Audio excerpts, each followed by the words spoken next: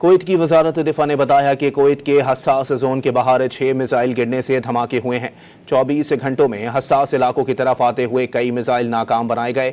Air defence system ने एक drone को भी तबाह कर दिया। कुवैत की वजारत दिफा ने बताया कि कुवैत के हसास जोन के बाहर 6 मिसाइल गिरने से धमाके हुए हैं। 24 घंटों में हसास इलाकों की तरफ आते हुए कई मिसाइल नाकाम बनाए गए। एयर डिफेंस सिस्टम ने एक ड्रोन को भी तबाह कर दिया।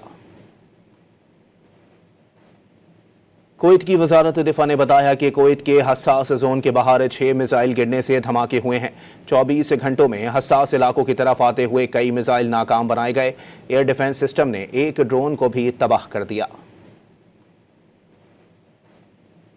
कुवैत की वजारत दिफा ने बताया कि कुवैत के हसास जोन के बाहर 6 मिसाइल गिरने से धमाके हुए हैं। 24 घंटों में हसास इलाकों की तरफ आते हुए कई मिसाइल नाकाम बनाए गए। एयर डिफेंस सिस्टम ने एक ड्रोन को भी तबाह कर दिया।